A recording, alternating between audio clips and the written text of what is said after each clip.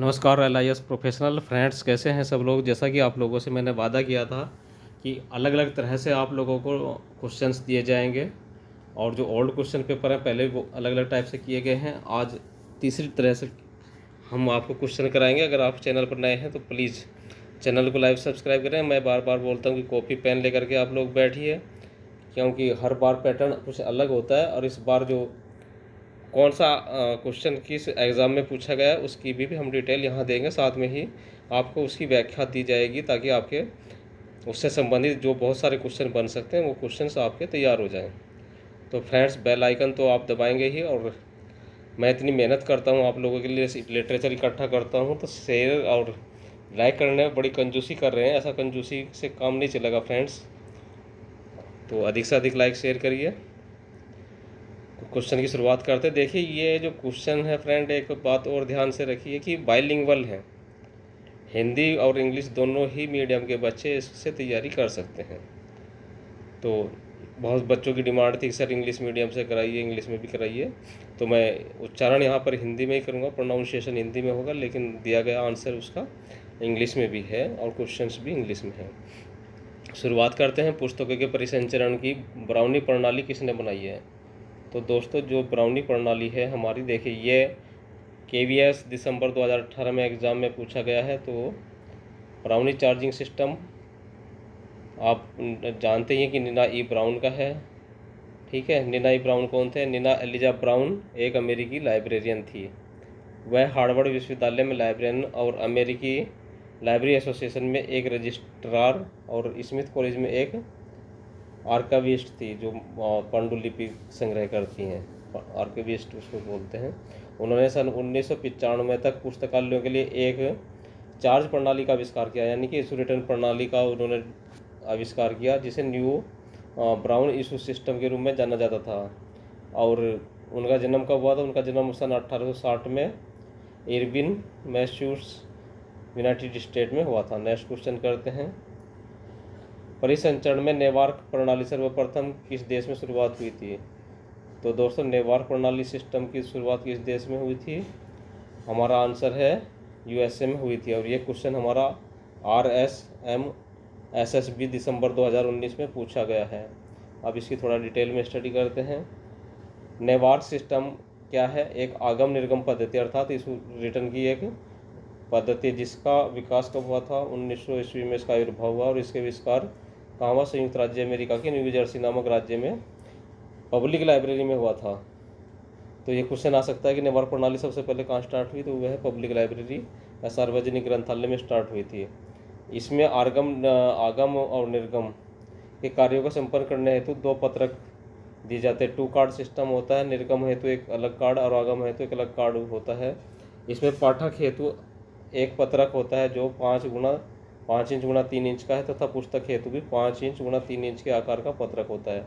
Important question देखिए friends, बहुत सारे क्वेश्चन बनते हैं कि निर्गम प्रणाली में कितने कार्ड पाठक को दिए जाते हैं। तो पाठक को एक कार्ड दिया जाता है और अलग से बुक कार्ड होता है, वो भी 5 इंच गुणा 3 इंच का होता है।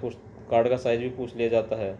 इसके अलावा 5 इंच गुणा 3 इंच आकार के पुस्तक की थैली होती है, जो बुक पॉकेट जिसको हम बोलते हैं। बुक पॉकेट के अंदर ये कार्ड रखा जाता है, जिसमें पुस्तक पत्रक रखा जाता है। दिनांक पत्रक, जो हमारी डेट स्लिप होती है, जिसके ऊपर हम बुक इशू करने की डेट लगाते हैं, उसका साइज होता है 6 इंच गुणा 4 इंच आकार होता है। नेक्स्ट क्वेश्चन करते हैं। कई ग्रंथालयों की सम्मिलित सूची को क्या कहते हैं? तो दोस्तों, जो बहुत सारे लाइब्रेरी मिलकर जो कैटलॉग का निर्माण करते हैं उसको क्या कहते हैं? तो फ्रेंड्स, उसको हम यूनियन कैटलॉग कहते हैं, है ना, संघ सूची उसको कहते हैं हिंदी में। और ये हमारा क्वेश्चन पूछा गया था UK SSSC यानी कि उत्तराखंड जो लाइब्रेरियन एग्ज़ाम हुआ था उसका जो फर्स्ट सेट था अप्रैल 2018 में, उसमें ये क्वेश्चन आया था। ठीक, कैटलॉग शब्द किस भाषा से उत्पन्न हुआ था? तो कैटालोगस शब्द से यह है उत्पन्न हुआ है, जो कि ग्रीक भाषा का शब्द है। काटा का अर्थ है के अनुसार, और लोगस या के द्वारा, और लोगस का अर्थ कर्म या तर्कसंगत है। इस तरह कैटलॉग शब्द का अर्थ है किसी भी संग्रह की व्यवस्था को तर्कसंगत और रीति से स्पष्ट करना है। पुस्तकालय में उपलब्ध पाठ्य सामग्री को पाठक की सहायता के लिए विशेष क्रम में व्यवस्थित सूची को कैटलॉग कहते हैं। सिस्टमेटिक सूची या सिस्टमेटिक और well range on the basis of a particular catalogue code. किसी भी एक मतलब कोड या सूची के संहिता के आधार पर जो सूची का निर्माण होता है उसको लाइब्रेरी कैटलॉग कहते हैं। फ्रेंड्स, एक बात इंपॉर्टेंट भी हमें आपको बताना चाहूँगा कि बहुत सारे इंटरव्यू में क्वेश्चन पूछा जाता है सूची और पुस्तकालय सूची में अंतर। तो यहाँ ध्यान देने योग्य बात यह है, आप लोग ध्यान से सुनिए, बहुत इंटरव्यू में पूछा जाएगा। और जो कैटलॉग्स है वो लिस्ट ऑफ थिंग्स है। सूची क्या है, किसी भी वस्तुओं की एक सूची हो सकती है ना, जो लिस्ट होती है। और पुस्तकालय सूची क्या है, किसी भी लाइब्रेरी में डॉक्यूमेंट्स की लिस्ट, पर्टिकुलर लाइब्रेरी में, है ना, लिस्ट ऑफ डॉक्यूमेंट्स। अब किताबों की सूची मत बोलिए, उसमें पुस्तक आपके डॉक्यूमेंट्स के अंदर आएंगी, पीरियोडिकल्स आएंगे और सीडी आएंगी, कैसेट्स आएंगी, और बहुत सारी उसके अंदर पढ़ लेखे के अंदर बहुत सारी चीज़ें सम्मिलित होती हैं। और कहीं बहुत सारे पुस्तकालयों की जो मिश्रित सूची होती है उसको हम संघ सूची या यूनियन कैटलॉग कहते हैं। इस संघ सूची में पुस्तकालयों के समूह में उपलब्ध ग्रंथ एवं पत्रिकाओं की एक क्रम में सूचीबद्ध जानकारी देती जाती है, तो उसको सिस्टमेटिक रूप में इंफॉर्मेशन दी जाती है।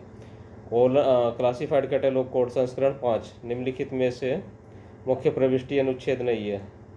तो दोस्तों, मुख्य प्रविष्टि अनुच्छेद पूछ रहे हैं, तो इसमें मुख्य अनुच्छेद जो है नाम अनुच्छेद नहीं है। कौन कौन से पार्ट होते हैं, अग्र अनुच्छेद, आख्या अनुच्छेद और संकेतन अनुच्छेद होते हैं। और संकेतन कहाँ करते हैं हम, क्लासिफाइड उसमें कैटलॉग कोड में हम कैटलॉग कार्ड के पीछे की तरफ करते हैं। इंपॉर्टेंट क्वेश्चन है, बहुत ज़्यादा पूछा जाता है। यह यूजीसी नेट और दिसंबर 2018 में भी पेपर 3 में पूछा गया क्वेश्चन है। नाम अनुच्छेद CCC संस्करण 5 की मुख्य प्रविष्टि का अनुच्छेद नहीं है। क्लासिफाइड कैटलॉग कोड की मुख्य प्रविष्टि में कुल 6 सेक्शन होते हैं। यह पूछा जा सकता है कितने सेक्शन होते हैं, और उन सेक्शन के नाम भी पूछे जा सकते हैं इंटरव्यू में। तो दोस्तों, पहला सेक्शन हमारा लीडिंग सेक्शन, फिर हेडिंग सेक्शन होता है, टाइटल सेक्शन होता है, नोट सेक्शन होता है, और एक सेक्शन नंबर होता है, और स्ट्रेसिंग सेक्शन होता है। फिर किसी दिन हम बताएंगे कि एक सेक्शन नंबर जो है ऊपर से कितनी लाइन छोड़ करके, शायद 5वीं लाइन है, कन्फर्म नहीं है, अभी भूल गए हैं, बहुत पहले पढ़ा था। तो एक सेक्शन नंबर दिया जाता है। नेक्स्ट क्वेश्चन है, इंडियन स्टैंडर्ड फॉर ISBD निश्चित पथदर्शक है। तो दोस्तों, ISBD जो है क्या शो करता है हमारा, एक तो ISBD का संबंध भी कह सकते हैं। तो ISBD हमारा क्या है फ्रेंड्स, यह एक international standard for bibliographic description है। ISBD का पूरा नाम क्या है, international standard for bibliographic description. यह JTA राजस्थान यूनिवर्सिटी एग्ज़ाम में पूछा जा चुका है 2018 में क्वेश्चन, पेपर जो था सेकंड पेपर था उसमें। ISBD international standard for bibliographic description है। उसका विकास 1969 में हुआ था तथा इसका प्रयोग कहाँ किया गया था, तो इसका प्रयोग हमारे AACR 2 की सूचीकरण संहिता के द्वारा किया गया था। ISBD का उद्देश्य बिब्लियोग्राफिक विवरण के तत्वों की पहचान करना है तथा उनका क्रम निर्धारण करना है तथा उसको कार्यान्वयन करना है। ISBD का प्रकाशन किसके द्वारा किया जाता है, ISBD का प्रकाशन IFLA के द्वारा किया जाता है। ISBD के विकास हेतु कैटलॉगिंग पर IFLA के द्वारा एक कमेटी का आयोजन किया गया, जिसमें विभिन्न विशेषज्ञ मतलब कैटलॉग विशेषज्ञों की एक अंतर्राष्ट्रीय बैठक हुई। कोपेनहेग में कौन से सन में हुई थी, वह 1969 में हुई थी। नेक्स्ट क्वेश्चन करते हैं, पुस्तकालय संचालन के लिए आधारभूत आवश्यकताएं निम्नलिखित में से कौन सी है। तो लाइब्रेरी ऑटोमेशन के लिए हमको क्या क्या चाहिए दोस्तों, यह DSSB सितंबर 2019 में पूछा गया क्वेश्चन है। तो कंप्यूटर हार्डवेयर चाहिए, सॉफ्टवेयर चाहिए, और उसके लिए पैसा तो चाहिए चाहिए। तो दोस्तों, इसका ऑप्शन है हमारा उपरोक्त से भी। तो इसकी छोटी सी एक लाइन और देखते हैं, पुस्तकालय विज्ञान से तात्पर्य क्या होता है। तो पुस्तकालय संचालन से जो हमारा तात्पर्य है वह पुस्तकालय के कार्यों में कंप्यूटर की पर्याप्त सहभागिता या उपयोग से, अर्थात अधिकतर कार्य कंप्यूटर के द्वारा जहाँ संपन्न होते हैं वो उसको हम लाइब्रेरी ऑटोमेशन या पुस्तकालय संचालन कहते हैं।